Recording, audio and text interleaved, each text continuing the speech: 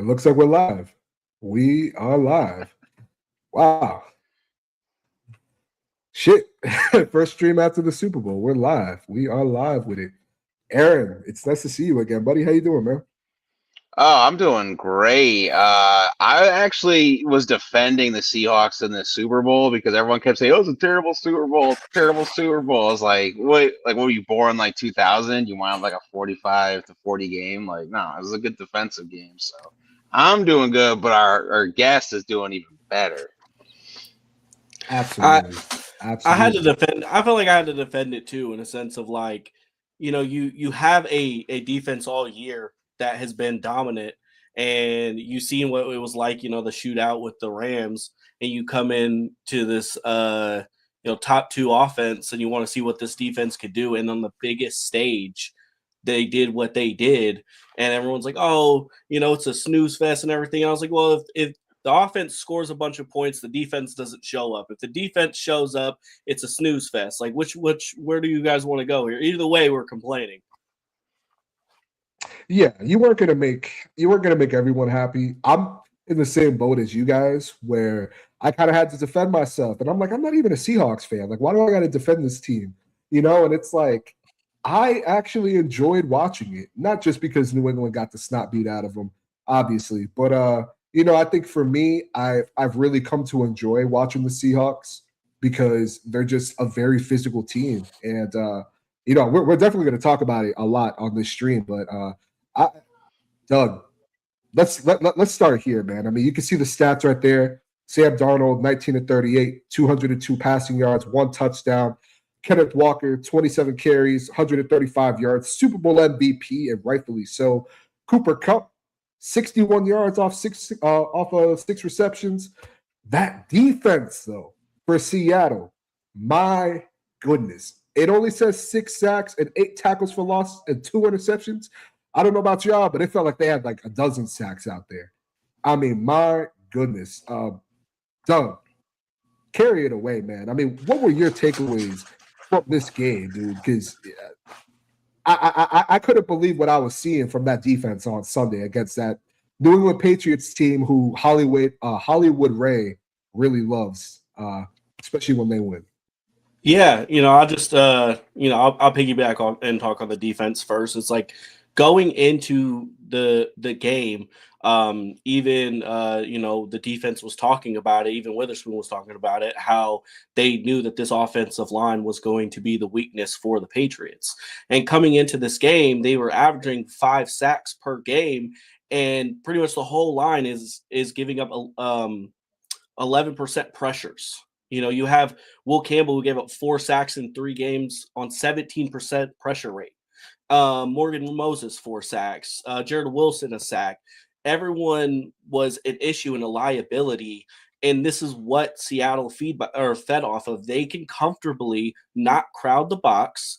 They could play coverage and know that they're going to get home. Seattle was one of the highest pressure teams in rushing just 4. And they knew that they were going to be able to get what they wanted, because not only are they great up front, they are great against the run, number 1 against the run, and they are 6 against the pass. They rarely let up big plays.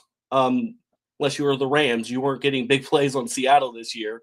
And so they knew that they could just attack, and what they did was constantly bring pressure and never let May get comfortable in the pocket, and it showed. You've seen his inability to be able to maneuver around the pocket and deal with the pressure in his face, and they just knew as long as we kept attacking him, we're not going to let him get comfortable, because what he thrives off of is big plays, and we're not going to let him get those big plays, and you've seen it all night.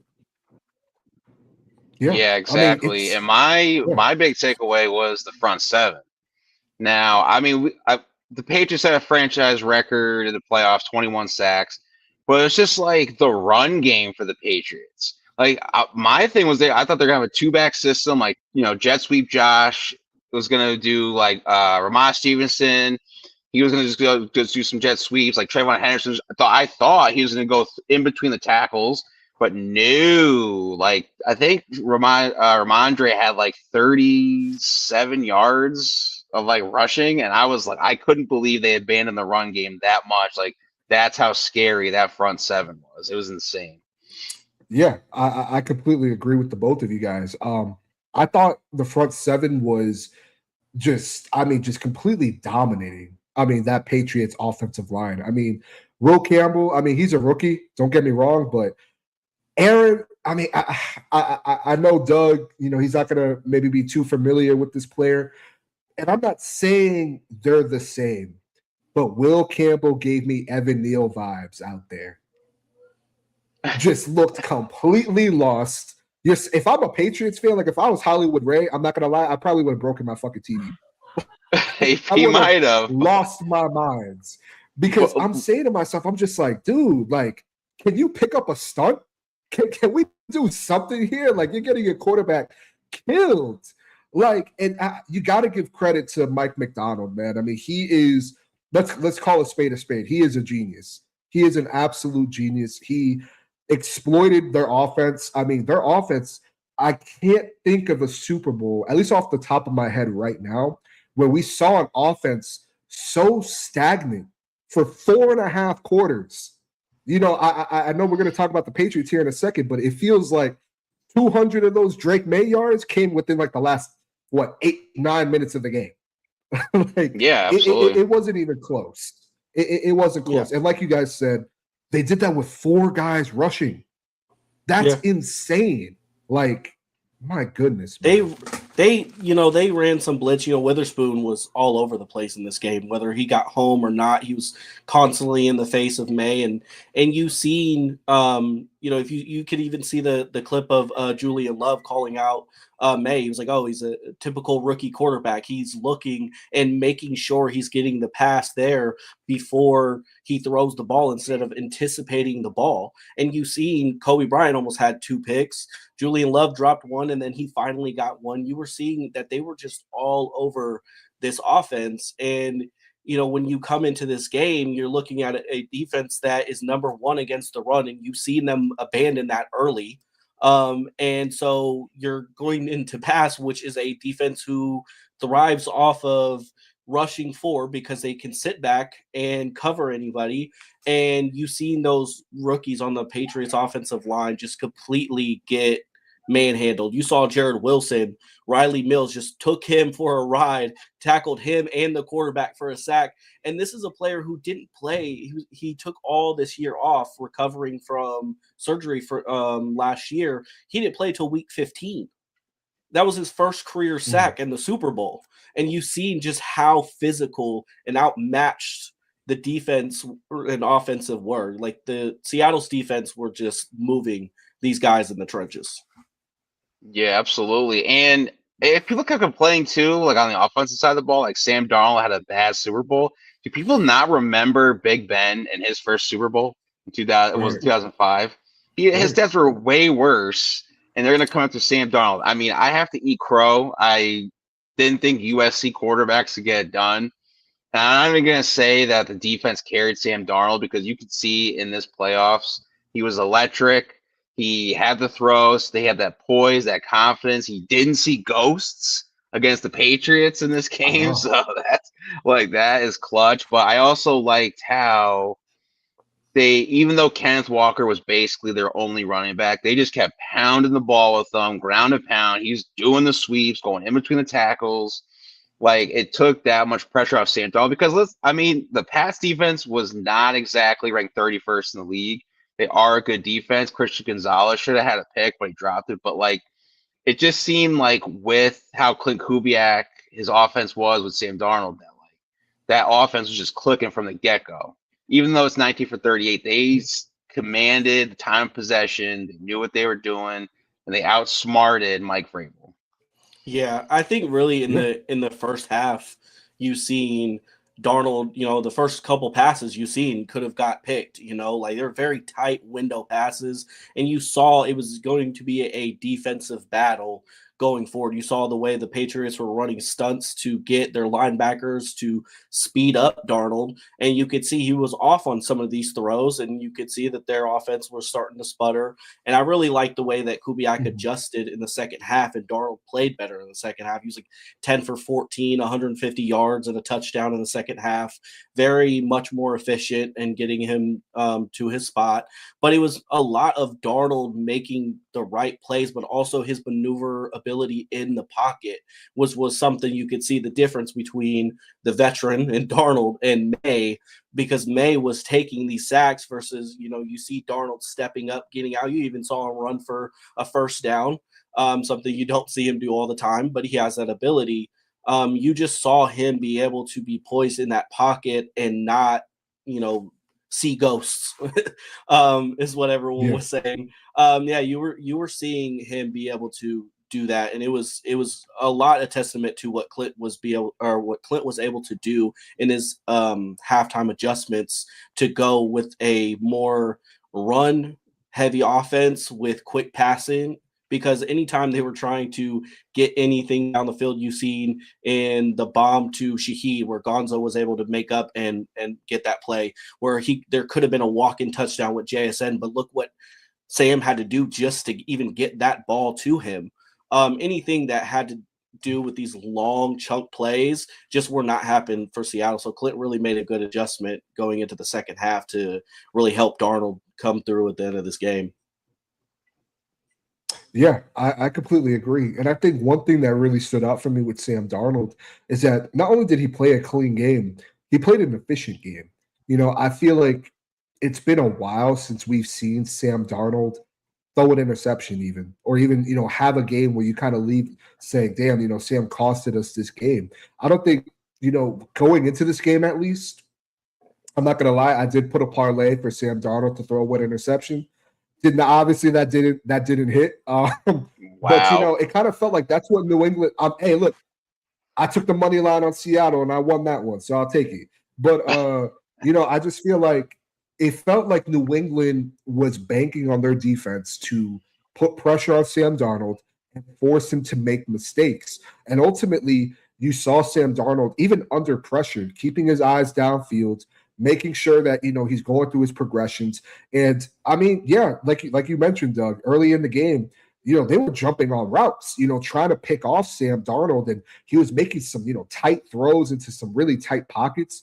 And you got to give a lot of credit to Sam Darnold. Like, Clint's going to get credit, obviously, rightfully so. But to me, I thought Sam Darnold actually played a very solid game. I think he's played very solid throughout the postseason. And I think when you look at New England, I mean, for me, I personally thought at least, they were going to get to Darnold at least once or twice, cause him to feel a little bit uncomfortable and, throw an interception. I didn't think they were going to win the game, but it just felt like these teams weren't even in the same bracket. I had a friend of mine text me and he's like, I feel like I'm just watching a Thursday night football game. And I'm just like, you're watching good football. Like, you are watching good football right now. Like, I don't know what to tell you. I think a lot of fans, they I don't know. They think of that. It was a couple years ago against the Chiefs and the Rams where it was like 54-51. Like, you're not going to get that, especially with these two teams, with how good their defensives are. And, how, in my opinion, at least, conservative New England's kind of been playing in the postseason. You weren't going to get that. I thought it was going to be a tight game. Obviously, it wasn't tight. I don't even think the score, if you didn't watch this game, the score will deceive you to think that this was a closer game than what it actually was. And it wasn't. Yeah. And this was better than... It should have been like 40-9. Yeah, and this was better than the Seahawks-Broncos all those years ago in Jersey. If you really think about it, if Darnold has a split second of a time, JSN walks in for a touchdown for a big game. If he has a split second when he has that JSN in the end zone and he throws it behind him where Gonzo can break it up, that's 2 touchdowns. This game could have got out of hand really fast, and that's where you give credit to Patriots defense. Their D tackle Milton Williams. This is pretty sure I'm blanking on his name. Yeah, you're good. Milton Williams. Yeah. he had Darnold dead in the rights multiple times, but Darnold was able to maneuver that pocket and escape him, and that was the difference between what you've seen in New England's defense and Seattle's defense. Seattle was able to capitalize and get him down on the floor, down on the ground, get those sacks, and the Patriots just weren't able to get there. And that's where you see the presence and what level that they were playing on, because Sam Darnold going into the playoffs started playing his best ball, and you seen May all playoffs play his worst. His EPA was down, his completion percentage was down, he was taking more sacks, and it was just, to me, it was beautiful to see. Other people might not think so, but it was like the same narrative all year on, like, how is Darnold going to play in the biggest game? And week 18, when they were playing for the division, he played a very clean game, and their defense showed up. They were able to win the division. They go play San Fran again, and he plays a clean game, no turnovers, and they dominate in that game. And then when he has to play a shootout against the Rams because the defense didn't show up, he wins that game, outplays Stafford, and then you go to the Super Bowl and he plays a very clean game again. And you just seeing that he was peaking at the right, and unfortunately for May, he was not playing his best game. So for me, it was beautiful to see. Yeah, it absolutely was. Now my question to you guys is, and maybe it's a little too early to say this, but is it too early to say that Sam Darnold is a top 10 quarterback in this league? Let's not say Because I don't things think we it's don't. too early. Let's not say things. Oh, we okay. don't. Aaron's not there yet. Aaron's not there yet. Okay. Okay, Because that's fair. they did the same thing with Joe Flacco when he won 2012. They put him over Eli. They were like, "Oh, he's top 5 in the league." Like, did you see that playoff run? And then what happened to Joe Flacco ever since? I would give him time. I wouldn't put him as top 10 just yet, but I think if maybe he keeps that success without Clint Kubiak, he starts bringing the Seahawks to more playoff berths, deeper in rounds, I could put him as top 10. Now, I'm not also going to go Jalen Hurts territory where they were throwing him in like top 3 just because he had that one great that was season. egregious, yeah. For me, I got Darnold around 9-10, because what Darnold's been able to do the last 2 seasons, no one's been able to complete. Like, he went to the Vikings, put up his numbers, the wins that he was able to do there, and then everyone said coming into Seattle, oh, he can't do that. He doesn't have Kevin O'Connell. He doesn't have Justin Jefferson. He lost DK. He wasn't able to do that. Now, does Sam Darnold need to trim down some of his turnovers? Yes. But, we're talking about like a person like Purdy, who is a lot of people have in their top 10. And when he even went to a Super Bowl and lost, they were like, oh, well, Purdy's still top 10. Darnold was able to do something, and if your back half of top 10 is going to be like your, depending on who you are, is like your Dak Prescott's, your Jordan Loves. But whatever Darnold was able to do in this postseason was something that neither one of those quarterbacks could do, was actually win playoff games and go to the big game. Jordan Love has a losing record in the playoffs, and you saw them choke this year. Dak Prescott, we know what he's been able to do. So if we're going off of like, what do we want in quarterbacks, you see what Sam's been able to do in the last 2 years, and then also parlay that into the playoffs and win a Super Bowl. Then we have to, it's like, what are we banking off right now? Because if you're just going off of the previous other years, I'm not gonna like argue about that. But like, if we're going off of the 2 years, we had the same argument when Purdy came in. They were like, oh, he jumped here and everything. Love, when he was a regular, look at Stroud. Everyone was like, oh, Stroud's gonna, cement his name. And then 2 years later, are we having that same conversation? I mean, I understand a lot of people have Herbert in their top 10, but are we going to start talking about Herbert's lack thereof playoff performances? No, that's fair. I mean, because wait a second. Yeah, no, go ahead, Aaron. You're good. No, I was gonna say just Herbert's like on that like Phillip Rivers territory, just because like he doesn't win playoff games, but they just throw it in there because of like the stats that he puts in the regular season. I do like Justin Herbert. I know this isn't obviously a Chargers, conversation. I like Herbert. I like his tangibles. I think he's a solid quarterback. I just don't think he has that it factor. And for me, personally, at least, I do have Sam Darnold right at 10 for a lot of the reasons for what Doug just said. But also, personally, I look at what he's overcome, two different offenses as well. I mean, Kevin O'Connell's offense is different than Clint Kubiak's.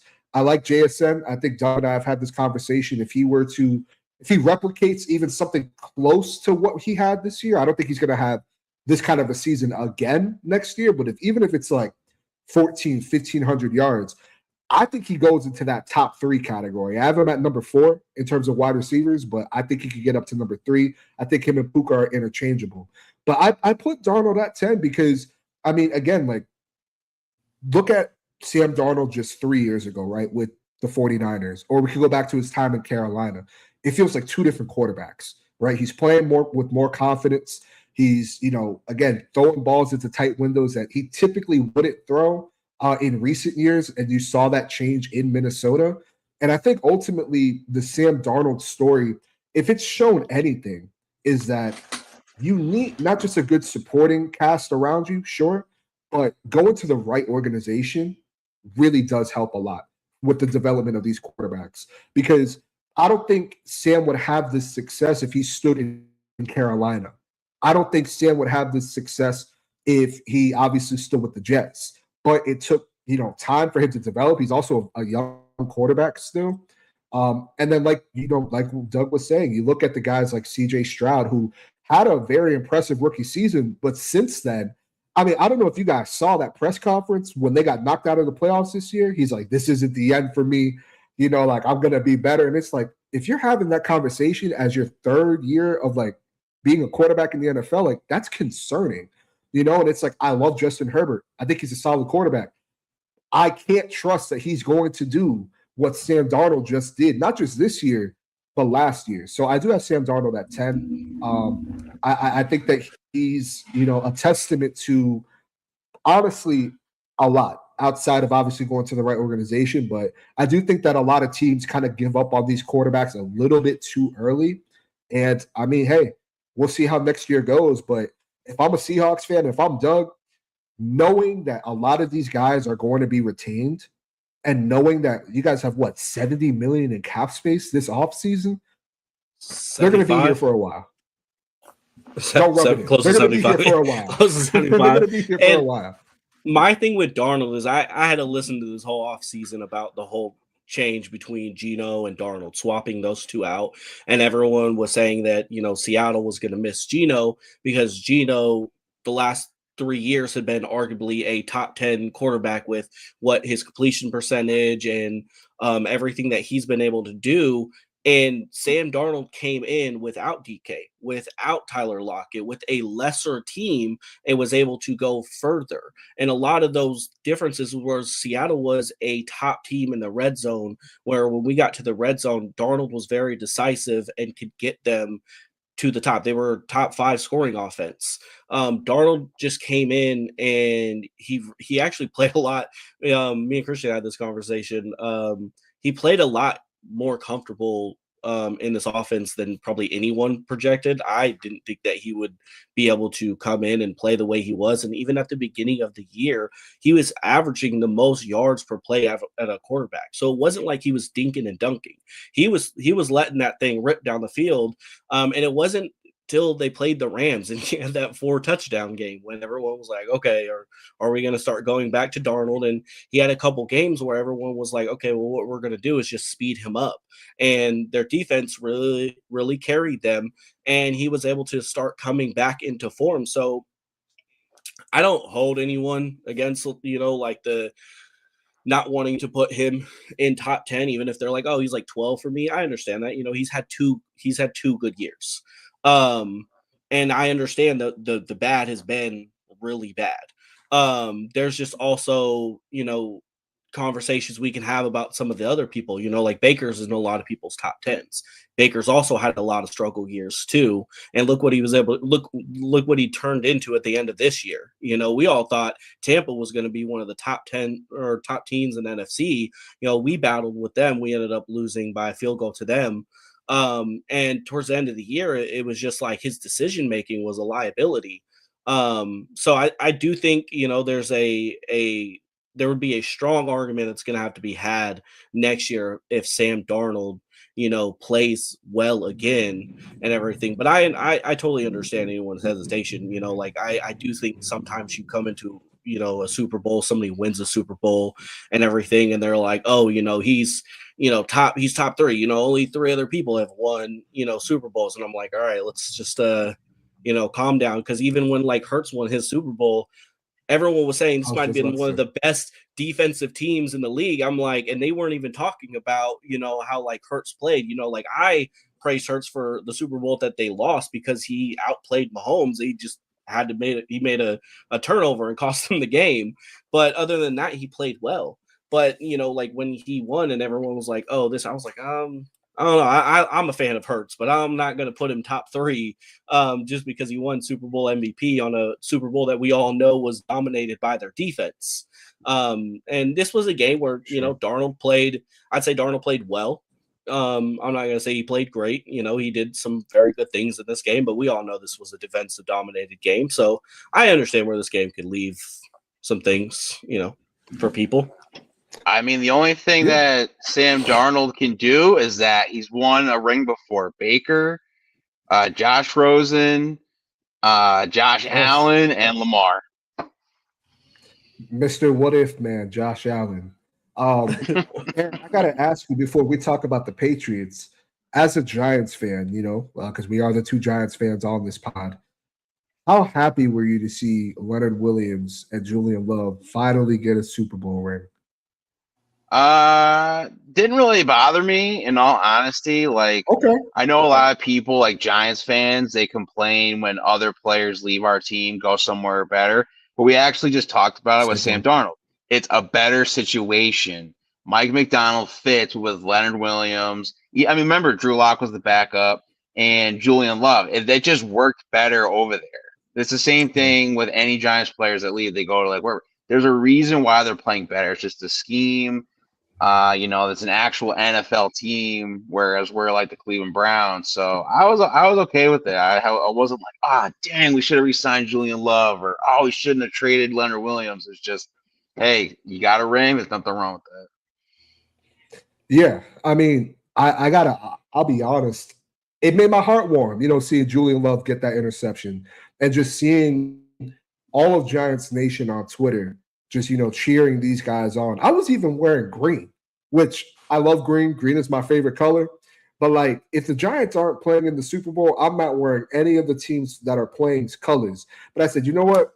I got to support my boy Doug. I got to support the Seahawks today. I need to see some Patriots tears. And, I was very happy for the both of them, honestly, because it was much deserved. Both of those two players have been through so much in their own respective careers. And to finally see them get to the highest of high mountains and to finally become champions, got to feel, very good for them.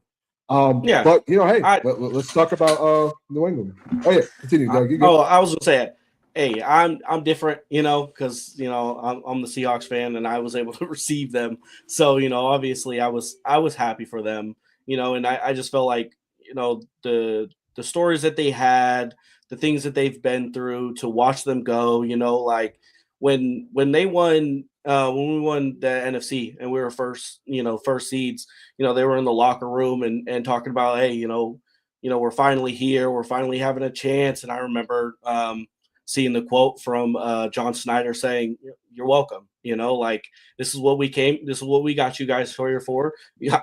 I did my job. You guys did yours, and it was a testament to, Right. what they were able to do and create in that locker room, and I know for Julian Love, it was a battle this year. He had an injury and a hamstring injury, and it just kept lingering and lingering and lingering. And it took a while for him to, get back and everything. And It was good to see. It was good to see those boys go there. It was good to see, like when we were talking about it, and you were telling me about, the Giants backing them up and everything.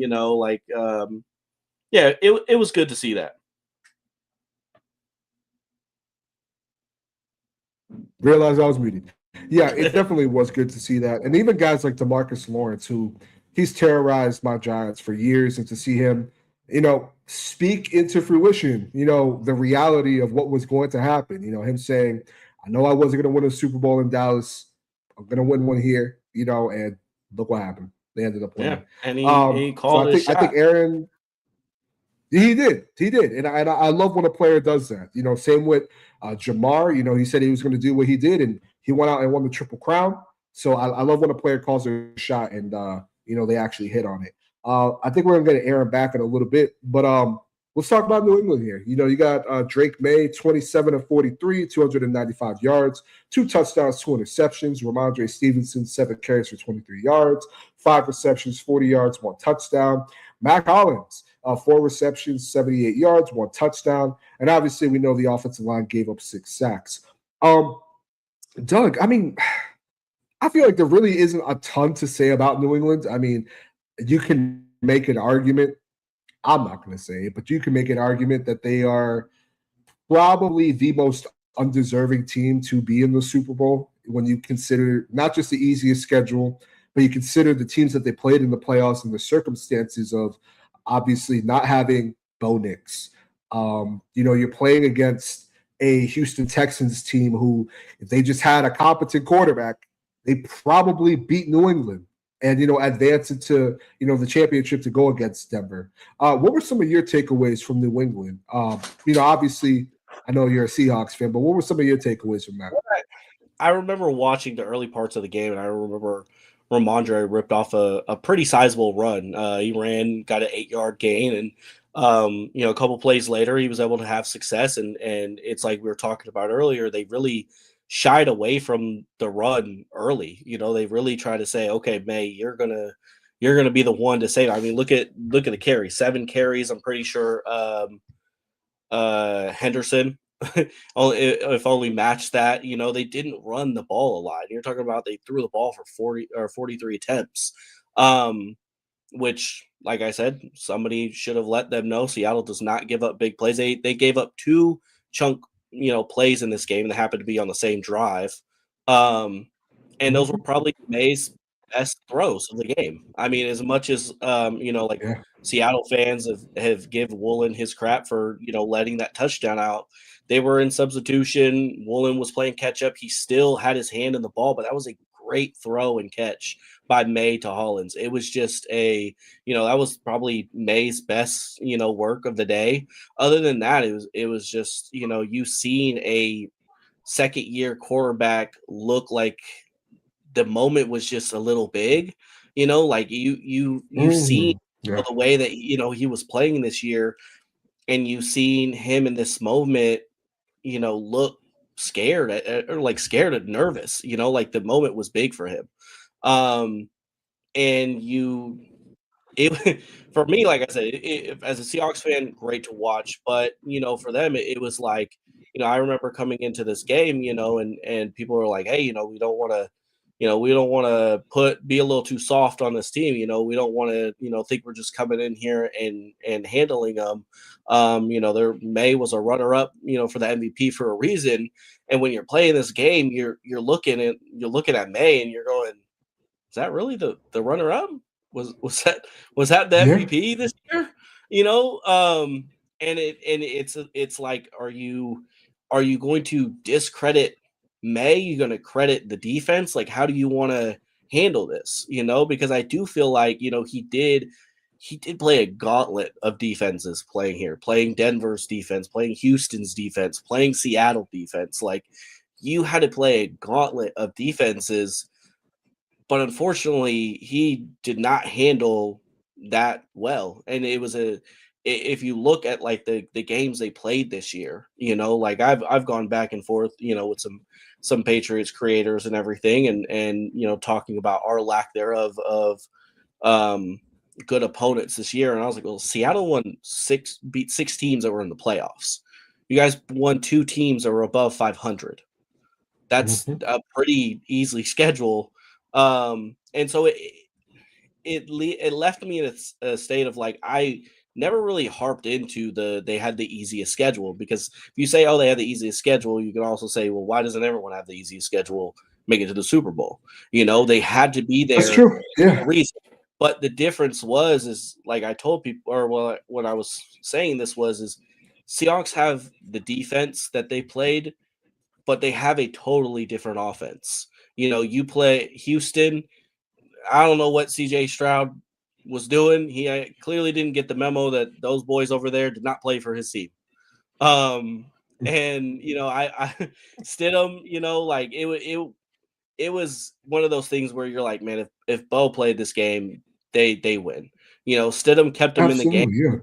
But you seen, when he tried to do that little push pass, and everything, you were like, man, this team.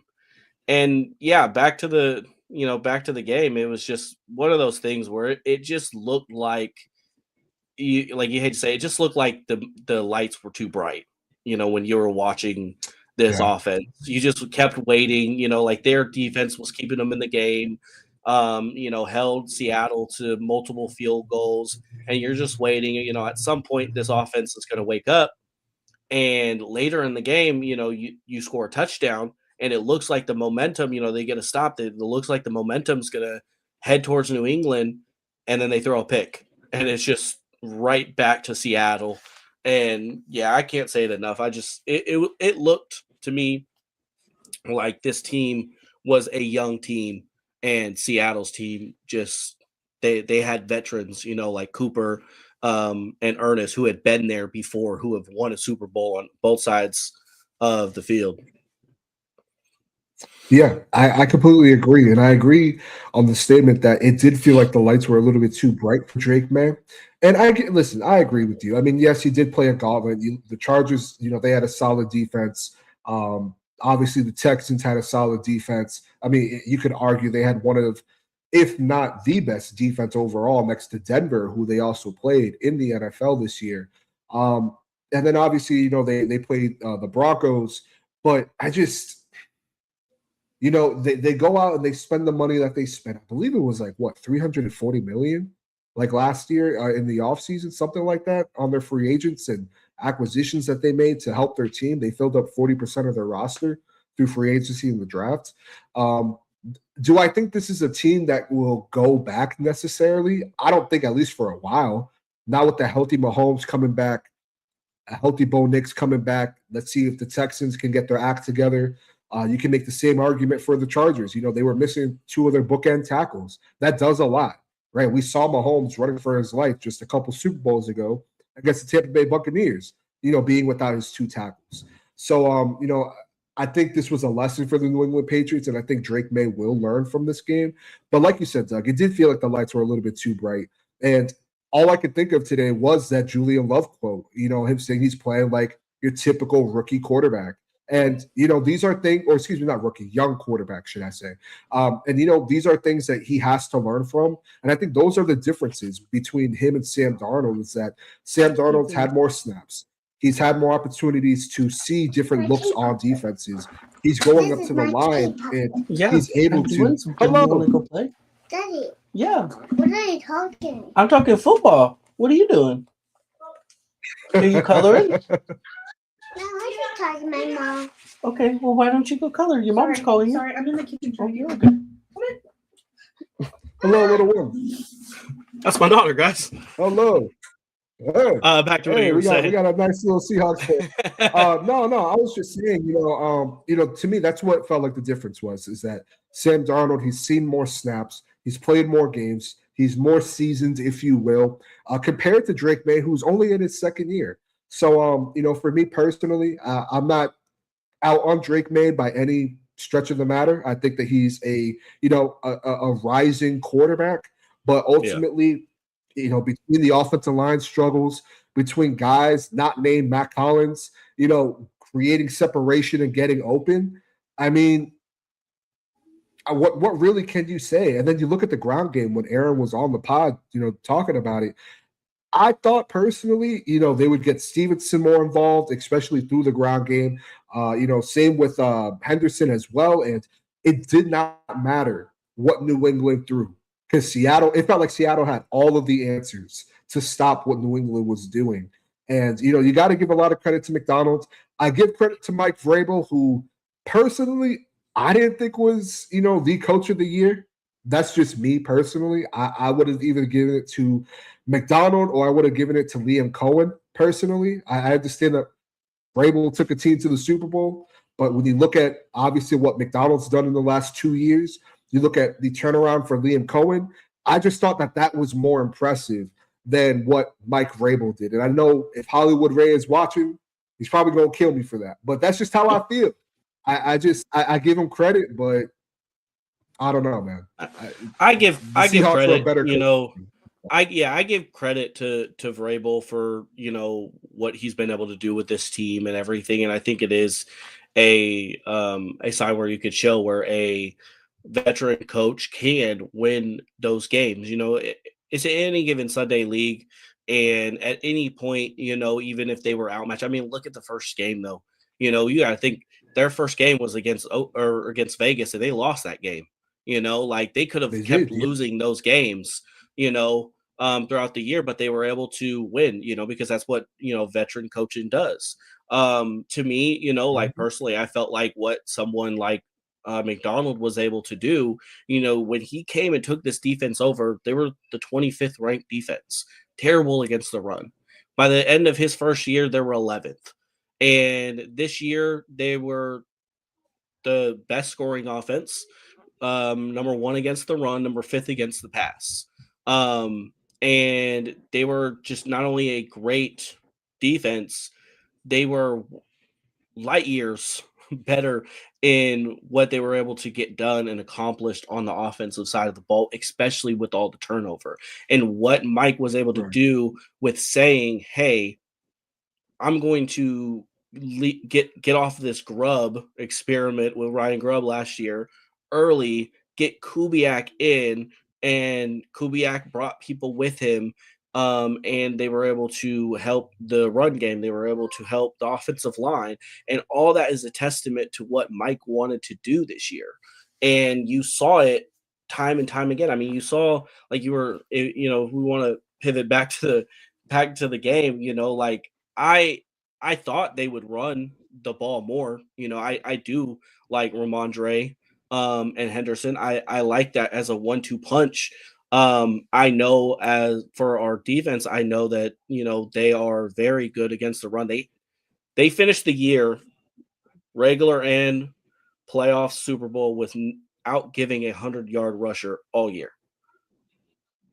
So you're not a team you're not a team, and it actually continues into last year, but they finished the whole year without giving up a 100-yard rusher. I think the most they gave up, I think, was to Jonathan Taylor, and I'm pretty sure he had like 88 yards. Wow. I knew they were going to be able to play stout, against the run. They've only let up 4. They only had 4 receivers, and one of them was a tight end, to go over 100 yards. And that was Puka, Ricky Pearsall week 1, Ibuka, and why is the name blanking to me? McBride from Arizona. 3 of those were just in the division. But also, McBride was when we beat them by 22 points. So some of those were some catch up. So I knew what the defense came in, and it's like what a lot of people said was Seattle Super Bowl was going to be against the Rams. They thought their biggest test was going to be against the Rams, and they were able to overcome that. And I feel like Darnold being able to play well against the team that had his kryptonite, I knew coming into this game they could play toe to toe. But we've glossed over it, and we can bring back to it. I think New England's defense played well. I just felt like their offense never played catch up, and that can that could happen. It can go either way. Like Seattle, when they played for the division against the Niners, their defense held them in that game, and they were able to get enough out of Sammy D and play well that they were able to win. Tonight or not tonight against the Super Bowl, New England just wasn't able to get enough out of their offense, even though if you look and say, 295, 2 touchdowns, this game was a lot close. But it wasn't. You didn't get those yards until the fourth quarter. It wasn't at all. Two I chunk agree. plays really gave you what Hollins was. First play was for about 20 yards, and then another bomb down the field. Those are your 2 chunk plays right there in the beginning of the fourth quarter. And then from then on, once they got the pick 6, they just played to protect the deep to protect the deep pass, and so they had anything downfield.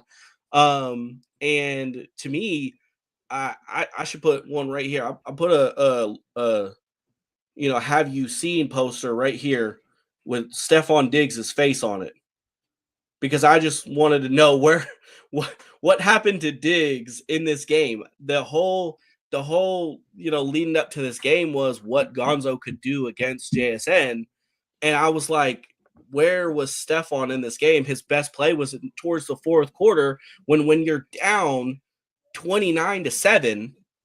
He caught his first pass in I don't know how many quarters, catches it and flings the ball on the floor, starts celebrating. It's 29-7. You're down by 22. I'm like, you should not be celebrating right now. So I was like, I felt the same way. For me, as much as I knew what Seattle's defense could do, I was still perplexed on I was hearing all these things. I was seeing, the big plays. I've watched some New England games. I've watched Stephon Diggs, come alive. He was 1,000 yards receiver this year. What, Booty and Pop Douglas could do. And I was waiting, for them to even attempt some of these plays, but they weren't.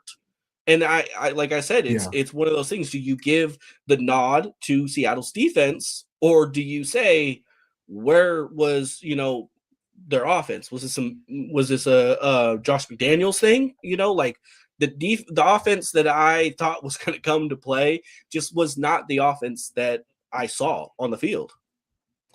Yeah, no, absolutely. And because we didn't really talk about New England's defense too much on the pod, but you're completely right. I mean, because their defense, it just felt like time and time again, you saw the life getting sucked out of them. Pause. You saw the life getting sucked out of them throughout the game. When May threw the pick, and you just see 4 players simultaneously go, yep. Because they know they got to go back on the field, and they're going to give one up eventually, because they can only stand, so long, and it was just like I said, one of those things, man. Their defense was great, but Christian Gonzalez, he had, in my opinion, his best performance all year, and I'll be honest with you, I was a little shocked to see JSN not put up your typical JSN numbers, right? Especially because I think it was you was telling me that he's averaged over 70 yards a game, this year, and you didn't see that, right? But I thought Christian Gonzalez played a solid game. I thought the defensive line for New England, they were making they were making Sam Darnold uncomfortable. They were getting to him at times, but between him manipulating the pocket, guys getting open, him creating plays with his legs, it wasn't enough. And when you have that mixed with your offense not producing anything on the field and giving you a chance in this game, you can't help but feel for those guys. I don't, and I know you don't, but you can't feel for those guys, man. You feel in the sense of when that happens, you're like, damn, we broke them. Like I said, when you see players start touching their heads and putting their heads down, you as a team on the other sideline just go, all right, we got them, and it was, I thought Gonzo played great. I think that route where, he jumped in front of Shaheed and ran stride for stride with Shaheed, beautiful, was a top defensive play. You've seen here. It was a beautiful play. He had a good good couple pass breakups. The one in the end zone, as much as I, am talking up about him, that was more on Darnold than a great play by him, because where it should have been in front of him, it was behind him. But that's, like I said, Milton Williams was in Darnold's face a lot. The difference is Darnold was just able to maneuver and get around. If I said Right. if Darnold just has a half a second on two different plays, Sam Darnold finishes this game with $125 and 2 touchdowns. But their defense came to play. And they really disrupted him. And then later in the game, in the third quarter, JSN goes to the tent, then he goes to the locker room, getting evaluated by concussion. But it's like you showed on the Seahawks graphic earlier, and it's what I was telling other Seahawks content creators is someone I'm looking for was Kupp. He's been here before. And you were able to see him, have that impact and everything. That was the one player, that the Seahawks were able to get out in space other than Barner for the touchdown. But, New England's, if you look at this team and you look at this game, you don't go, you look at the 29 and you go, oh, our defense just gave up. No, that was not the defense's fault. You think one of these touchdowns was a pick six. The other one was just, like I said, when momentum started shifting and players, started, really getting beat up. It's what happens. It was perplexing to see, with this team on, what happened. But, you also give credit to Seattle's defense. You say Seattle was cemented one of themselves in like one of the top defensive performances, on what they were able to accomplish in the Super Bowl. Right. Yeah, I agree with you 1,000%, Doug. I agree with you 1,000%. And I mean, like I said, I don't think New England's going to be going back next year. But I think this will be a lesson for them. If I'm a Seahawks fan, I feel confident that you're going to have a shot, at least for the next 2-3 years. You're going to have a shot every year of potentially going back. I think it's between them. We'll see what happens with Philly and then the Rams. And we'll see what they do if Matthew Stafford retires after next season. I don't think we're getting Aaron back, so we'll close out the pod here. Doug, you got anything else you want to say to the people before we head out? Seattle is here. I'll say that. What you were just saying, Seattle can definitely. I'm not talking no dynasty talk, because I feel like that does get tossed around too much. Philly won, and they're like, oh, they're going to be a dynasty. But I think Seattle showed something that is completely different from everybody, is in defense. They're going to play one hell of a defense, and with what they are able to do, you just tested on it earlier. Seattle not only, was great this year, they have almost $75 million to play with in the offseason, and they don't have much draft capital. But if you want to continue a perfect offseason, Seattle hopes that someone slides. And you might have like a Lamar situation or a Rams Atlanta situation where somebody wants to trade back in. You get something, because Seattle's going into an offseason for the first time in several years where they're like, you don't really need much. But they have the opportunity. You're absolutely right. Yeah, they have the opportunity to. So, Super Bowl champs, and we here, baby. Yeah, I mean, I think you add yourself another wide receiver, maybe, or maybe another corner. We'll see what happens with, obviously Tariq Woolen. But I agree with you. I mean, it feels like they don't really have a lot of holes to fill, especially when you have that amount of cap space. On top of it, a lot of those guys are retained for the next season or two, some of their contracts. So I think Seattle's in a good spot. They're going to be here for a while. As a Giants fan, it pains me. But at least I'm not a Patriots fan. So, guys, we appreciate you guys stopping by. Go subscribe to the guys over at Fake Football Analyst. Go subscribe to Doug over at his pod, Hawks Next. I always mess it up. Hawks Nest 206. Did I get it right, Doug? Yeah, Hawks Nest 206 podcast. There you go. Boom. So we'll see you guys on the next episode. Hopefully you guys will be hearing from Hollywood Ray, who is a Patriots fan, so you'll get his perspective on it. Don't think he's feeling too good right now, but definitely stay tuned for that episode. But we'll see you guys on the next episode. Y'all be easy.